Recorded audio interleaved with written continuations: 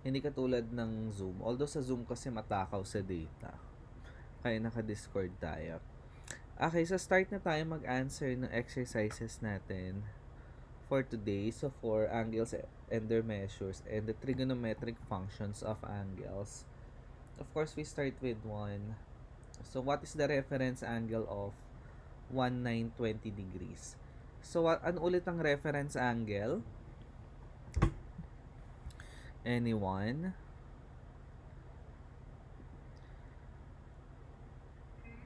Yes. Siya yung acute angle that's formed between the, yung terminal side and yung x-axis. Yes, correct. Yun yung sagot. So, kunyari, ito yung XY axis mo, no? Kuwari, angle mo, nagpaikot-ikot na siya, okay? Kuwari, ito yung terminal side. Terminal side yung titignan natin, ha? Yung acute angle formed by the terminal side, that is the reference angle. Okay. So, so, in this case, ayan yung reference angle mo. Pero kung ganito yung itsura mo, yung terminal side mo nandito, ito yung reference angle mo. Or kung nandito ka, yan yung reference angle mo. Kung nandito ka, yan yung reference angle mo. Okay, basta yung acute angle formed by the terminal side and the x-axis. Okay? Eto, sobrang laki ng angle, no? 1920 degrees. So, para hindi ka mahirapang maghanap ng coterminal angle niyan, coterminal, ng reference angle, hanap ka muna ng coterminal. So, paano ka maghahanap ng coterminal angle? You can actually subtract or add 360 degrees. Yun yung 2 pi.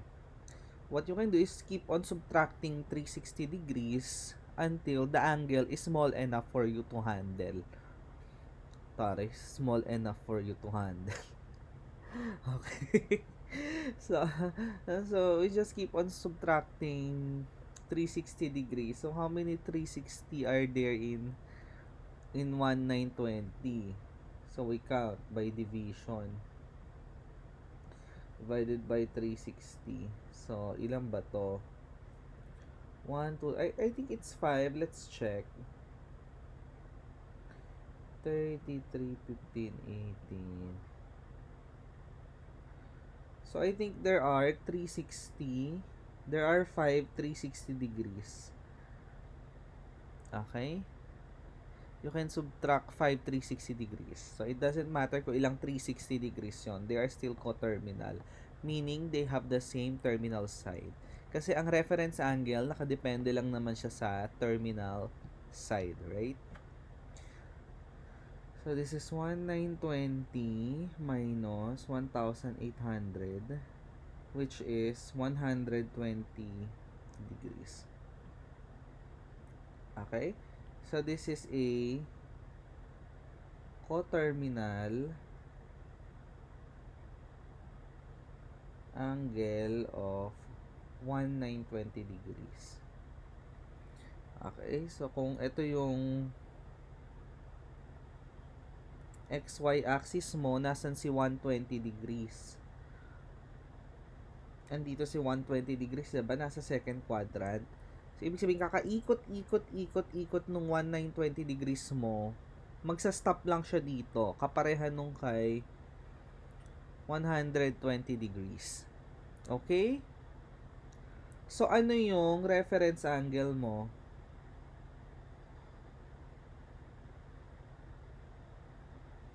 Reference angle of 1920 degrees is yung angle na ito.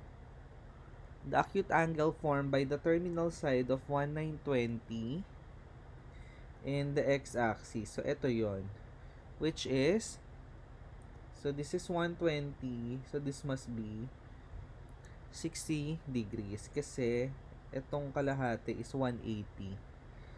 So, 180 minus 120 is 60 degrees.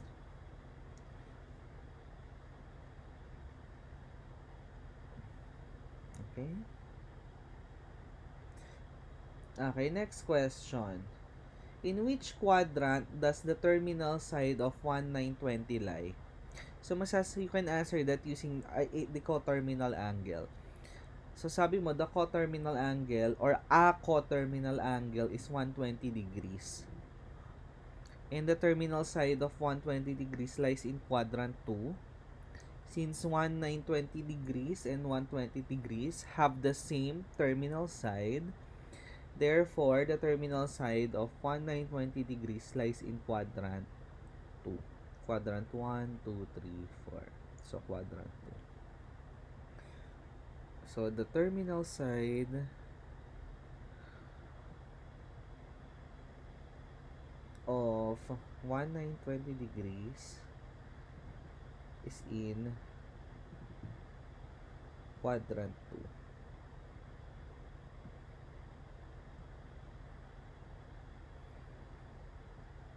Okay?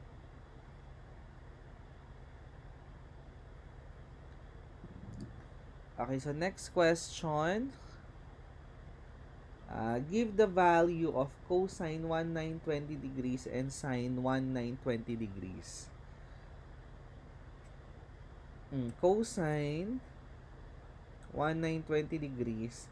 'Di ba ang sabi natin dun sa pinakaunang lesson natin, you can add or subtract 2 pi. If you are in degrees, you can add and subtract 360 degrees, right? So, actually, pwede mo palitan ng coterminal angle. Ito, hindi magbabago yung value ng cosine tsaka sine. So, dito, kakasubtract mo ng 360, you end up with 120 degrees. Okay? And how do you find the value? Ito yung you have to memorize the unit circle or use the reference angle. Sulat muna natin yung reason.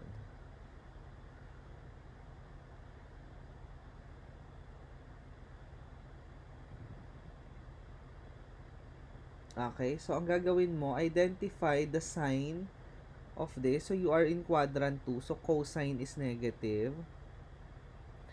And then, you write cosine nung reference angle. Diba ganyan natin sinusolve? Yung sine, tapos reference angle. And what is cosine 60 degrees? That is 1/2. Okay? So, ganun din yung gagawin natin sa sine 1920 degrees. That is sine 120 degrees. And the reason for that is the same as this one, yung naka-red. Okay? And then, this is equal to sine ng 120 degrees. And then, you place here the sign of sine. You are in quadrant 2, so sine is positive. So, sine 120 degrees is a square root of 3 over 2. Okay. Or kung kabisado nyo yung value nito, pwedeng direkta na yung sagot. Okay, if you know cosine 120 and sine 120. May questions for this item? So, kaya ang sabi ko sa inyo, you memorize the unit circle. Ito, asa na yan?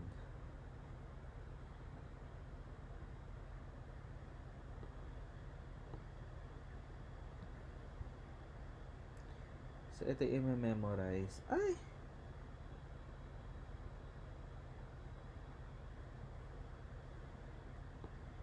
Mali pala ako na na-upload na homework, no? Pang Math 23 na-upload ko. Napalitan ko na. Pang Math ano na 20. Ito yung memorize nyo. Diba yan? Picture lang hinihingi ko. Ba't dinadala ko sa kung ano-anong website? Ayan, i-memorize na yan, okay? Screenshot nga natin. So, meron siyang conversion from degree tsaka radians. Okay, number 2.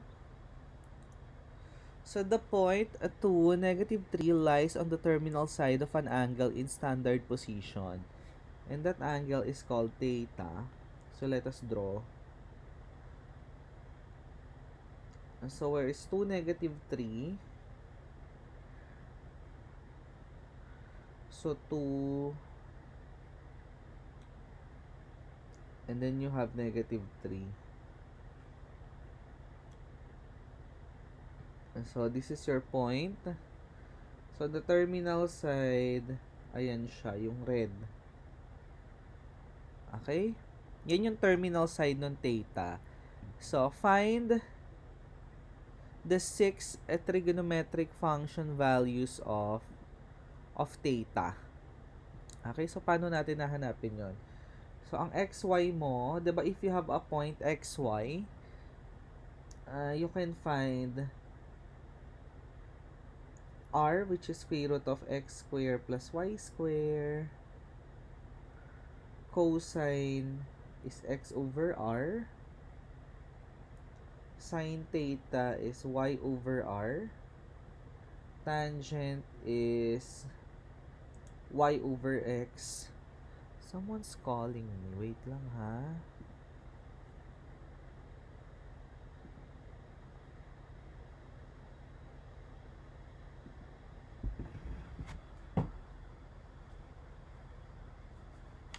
Okay. Okay na pala. Hindi pala ako nakakonect sa ano ko.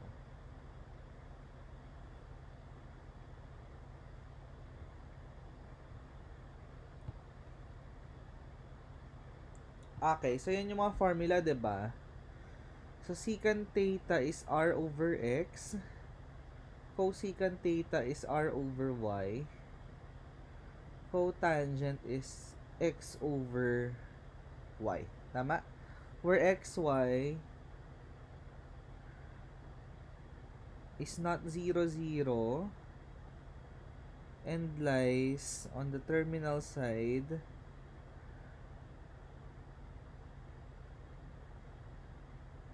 of theta, which is precisely yung problem natin because your 2, -3 lies on the terminal side of theta. So we compute for r first. Our x is 2, our y is -3. So r square root of x square plus y square. R is always positive. So you get 4 plus, what is this? Plus 9. So you get square root of 13. Okay? Cosine theta is x over r. Sine theta is a y over r. Our y is -3. No need to rationalize. Tangent theta is y over x. Ang y natin, -3x natin is 2. And then, secant, reciprocal of cosine. Cosecant, reciprocal of sine. Cotangent, reciprocal of tangent. At ito yung mga hinihingi niya, trigonometric function values of theta. May question ba dyan?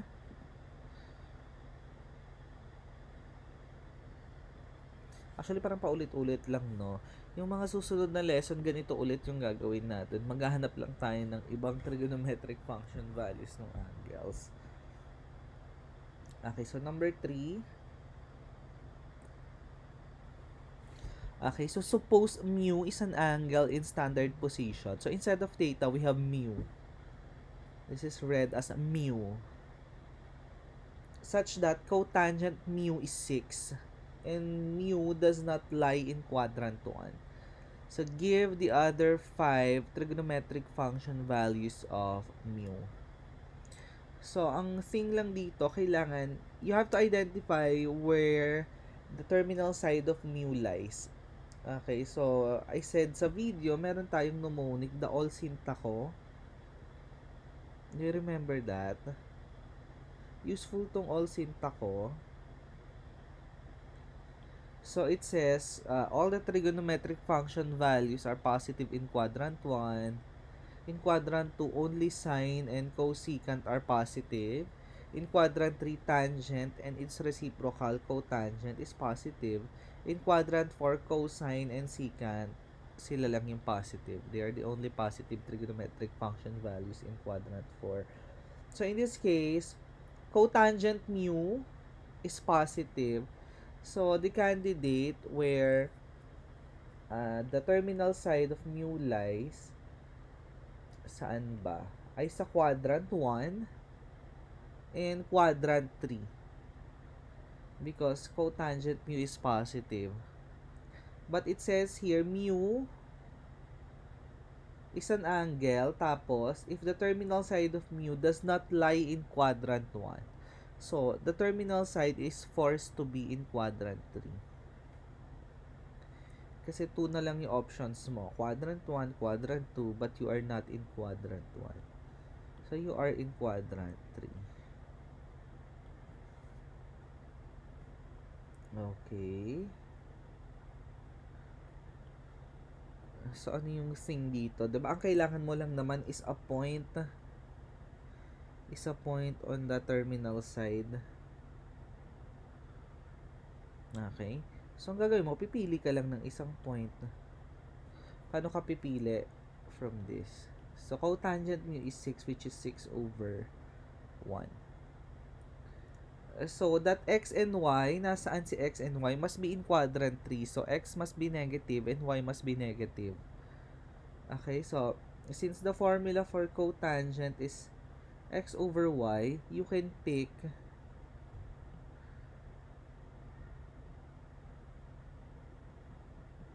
x negative 6, y negative 1. So, if you get x over y, you still get 6. Okay? Kasi you have two choices for this one, diba? It's either you pick 6, 1 or negative 6, negative 1. So, yun yung pinaka-natural choices. But, you are in quadrant 3, so the x and y's must be negative. That's why, ito yung pinili natin. Although, there are other choices for x and y, pero ito yung pinaka-natural. Okay, the ones that you can see. You can actually choose 3 over 2, comma 1, negative 3 over 2, comma negative 1 half, mag-work pa rin yan. Okay, pero ang ginagamit natin kung ano yung obvious, kung ano yung nakikita ninyo doon sa given. Okay? And then, the rest, madali na lang ito. Compute for r, x square, square root of x square plus y square, which is the square root of 36 plus 1 or square root of 37. Cosine mu is x over r. X is negative 6. R is square root of 37. And then, sine of mu is y over r. Y is negative 1. R is square root of 37. Tangent of mu, you can actually get the reciprocal of cotangent. Reciprocal of cotangent is 1/6. Right? And then next, secant mu, reciprocal of cosine. Reciprocal of this, which is a negative square root of 37 over 6. And then cosecant mu, reciprocal of sine, which is negative square root of 37. Okay, questions?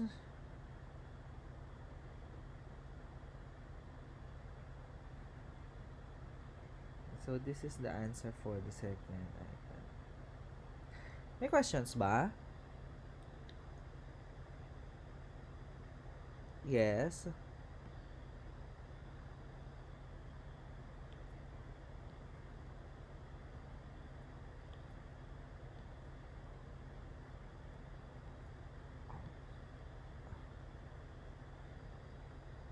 Ah,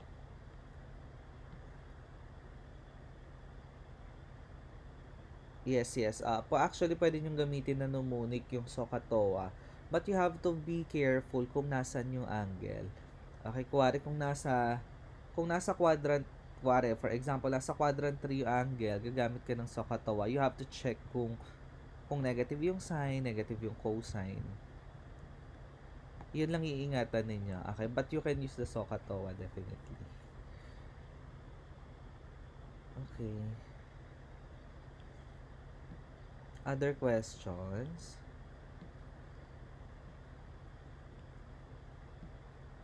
Wala yun naman. Actually, yung yung SOHCAHTOA, manggagaling siya dito sa lesson na to. Applications ng trig yung SOHCAHTOA na tinuro ng high school, no? Actually, pwede nyo interpret to as SOHCAHTOA. Kunwari, ayan. Okay, kaso nasan yung angle? medyo confusing lang siya kung nasaan yung angle. Kunwari, nasa quadrant 3 ka. So, ang sine mo, nasaan yung theta? Diba, ang pag sinabing SOHCAHTOA, kuwari, sine is opposite over hypotenuse. So, pag sabi mong opposite, that is relative to an angle. So, alin yung magiging angle mo dito?